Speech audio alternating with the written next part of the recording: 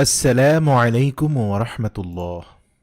মেরাজের রাত্রিতে আল্লাহ রব্বুল আলামিন মুহাম্মাদুর রাসূলুল্লাহ সাল্লাল্লাহু আলাইহি ওয়াসাল্লামকে স্বাগত জানানোর জন্য ফেরেশতাদের আদেশ করলেন, হে ফেরেশতাগণ, আজকে রাতে আমার তাসবিহ পড়া বন্ধ করে দাও, আমার হামদ পড়া বন্ধ করো, আজকে রাতে আমার বাধ্যতা ত্যাগ করো, আজকে রাতে জান্নাতুল ফেরদাউসকে পোশাক ও অলংকার দ্বারা সজ্জিত করো।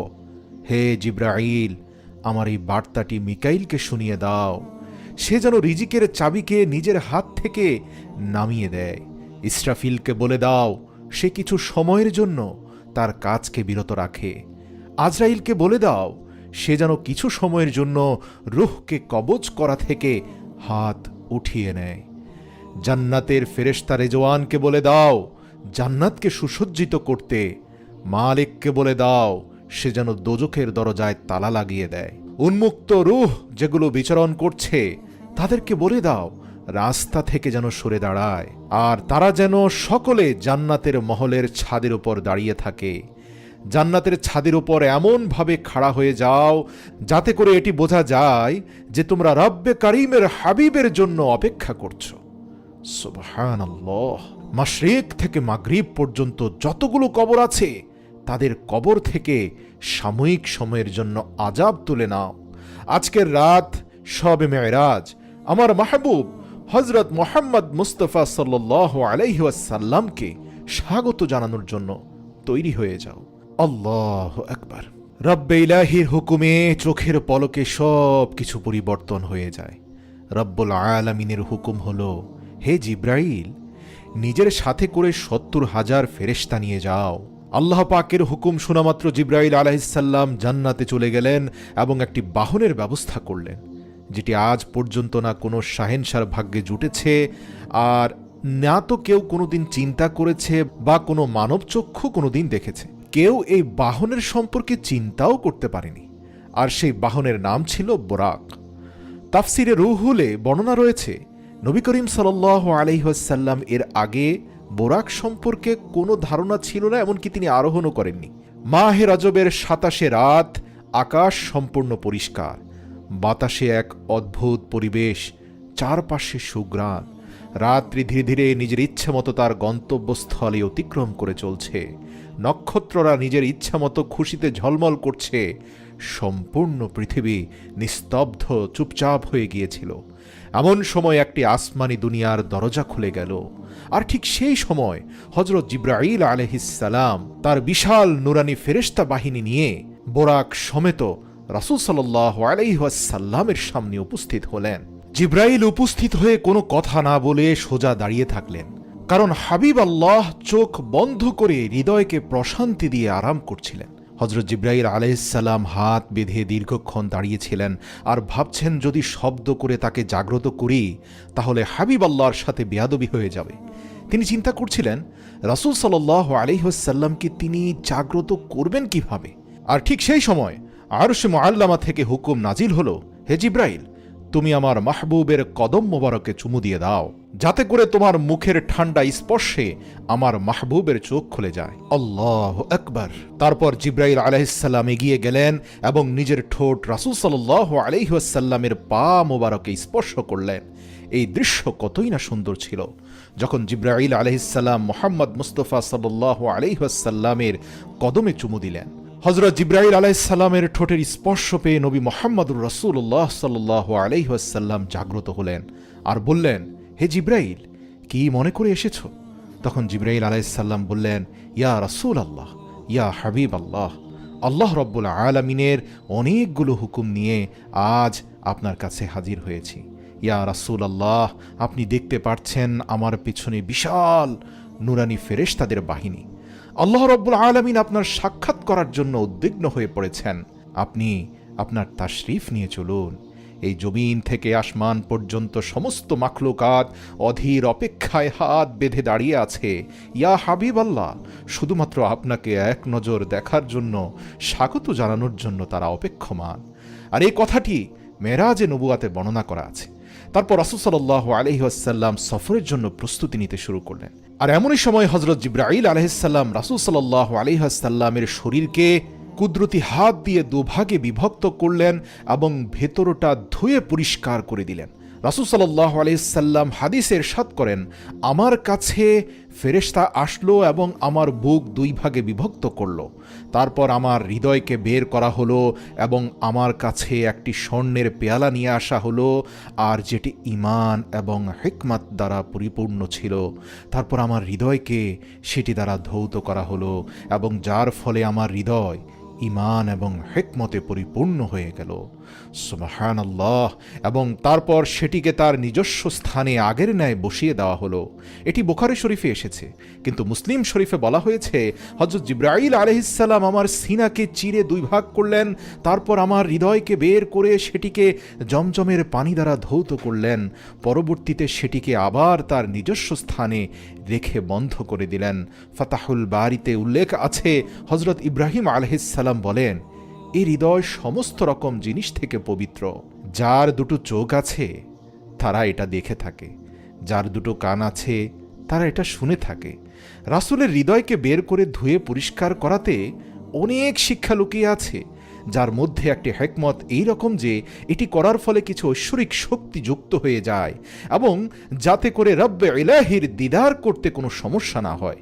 আল্লাহর রাসূলকে আধ্যাত্মিকতার চূড়ান্ত লেভেলে পৌঁছানোর জন্য এক বিশেষ প্রস্তুতি হচ্ছে এটি। এরপর রাসূলুল্লাহ সাল্লাল্লাহু আলাইহি ওয়াসাল্লামের মাথা মোবারকে নুরানি পাগড়ি বাঁধা হলো।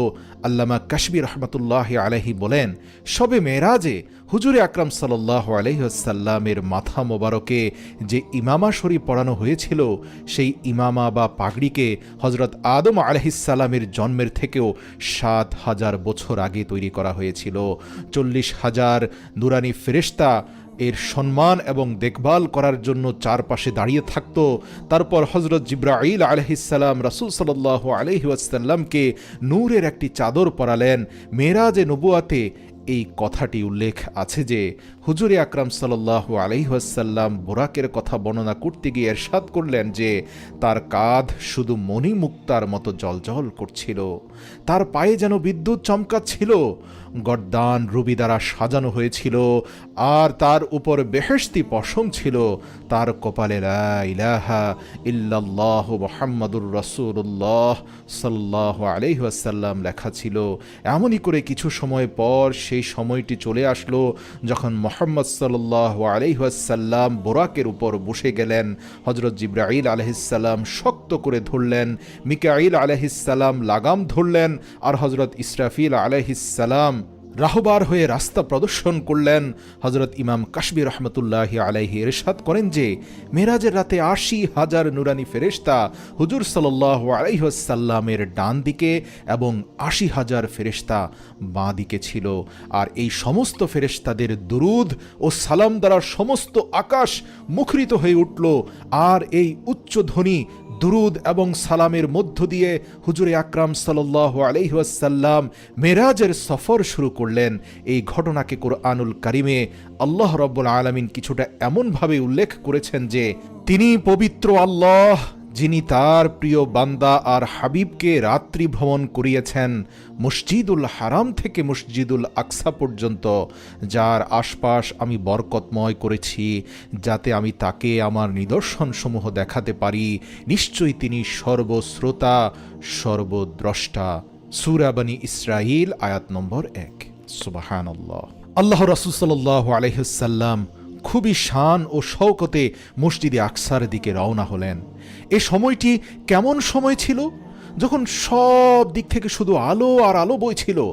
বাহন বোরাক আলোকিত, আরোহী আলোকিত, বরযাত্রীরাও আলোকিত, মেজবান আলোকিত, মেহমান আলোকিত, আলোকিত চারপাশ। পাহাড় পর্বত মরুভূমিকে অতিক্রম করে এক আলোর খেলা চলছে আকাশে। সুবহানাল্লাহ। হযরত জিবরাইল আলাইহিস সালাম বললেন, ইয়া রাসূলুল্লাহ, আপনি এখানে নেমে ২ রাকাত নফল নামাজ পড়ে নিন। এটি আপনার হিজরতের স্থান মদিনায়ে তাইয়্যিবা। নফল নামাজ আদায় করার পর পুনরায় সফর শুরু হলো। রাস্তাতে একটি জায়গার সামনে আসলো, আর যেখানে হযরত মূসা আলাইহিস সালামের কবর। হুজুর আকরাম সাল্লাল্লাহু আলাইহি ওয়াসাল্লাম এই অবস্থাতে ইরশাদ করেছেন, মেরাজের রাত্রিতে আমি যখন সফরে ছিলাম তখন দেখলাম একটি স্থানে মূসা আলাইহিস সালামের কবর, এবং তিনি তার কবরে দাঁড়িয়ে নামাজ আদায় করছিলেন। তারপর দেখতে দেখতে বাইতুল মুকাদ্দাসে চলে আসলো, আর সেখানে একটি দীর্ঘ লাইন আমাকে সালাম দেওয়ার জন্য দাঁড়িয়েছিল। সুবহানাল্লাহ। আরও একটি লাইন দাঁড়িয়ে আছে আমাকে স্বাগত জানানোর জন্য, আর মোটামুটি 1,24,000 আম্বিয়া আমার সাক্ষাতের জন্য উদ্বিগ্ন হয়ে দাঁড়িয়ে আছে। এরপর রাসূল সাল্লাল্লাহু আলাইহি ওয়াসাল্লাম সেই জায়গায় তাশরিফ নিয়ে গেলেন, যেটিকে বাবে মুহাম্মাদুর রাসূলুল্লাহ সাল্লাল্লাহু আলাইহি ওয়াসাল্লাম বলা হয়ে থাকে। হযরত জিবরাইল আলাইহিস সালাম একটি পাথরের কাছে আসলেন। এরপর হযরত জিবরাইল আলাইহিস সালাম সেই পাথরের উপরে আঙ্গুল দিয়ে একটি ছিদ্র করে দিলেন, আর সেই বোরাককে সেখানেই বেঁধে রাখলেন। আর এটি তাফসির ইবনে কাসিরে উল্লেখ করা হয়েছে। এরপর রাসূল সাল্লাল্লাহু আলাইহি ওয়াসাল্লাম মসজিদুল আকসাতে প্রবেশ করলেন, আর সেই পুরো স্থান জুড়ে শুধুমাত্র আলো চমকাচ্ছিল। সকল নবী রাসূলরা রাসূল সাল্লাল্লাহু আলাইহি ওয়াসাল্লামকে সম্মানসূচক সালাম দিতে থাকলেন, আর হযরত জিবরাইল আলাইহিস সালাম আজান দিচ্ছিলেন। সমস্ত আম্বিয়া রাসূলগণ তার শানে দাঁড়িয়েছিলেন। যখন কাতার ঠিক হয়ে গেল, তখন রাসূল সাল্লাল্লাহু আলাইহি ওয়াসাল্লাম এগিয়ে গিয়ে ইমামতি শুরু করলেন, আর সমস্ত আম্বিয়ায়ে কেরাম রাসূল সাল্লাল্লাহু আলাইহি ওয়াসাল্লামের পেছনে 2 রাকাত নামাজ আদায় করলেন। আর এই নামাজ আদায় করার পর মুহাম্মাদুর রাসূলুল্লাহ সাল্লাল্লাহু আলাইহি ওয়াসাল্লাম আনুষ্ঠানিকভাবে ইমামুল মুরসালিন ওয়ান নবিয়্যিন এই উপাধি পেয়ে গেলেন।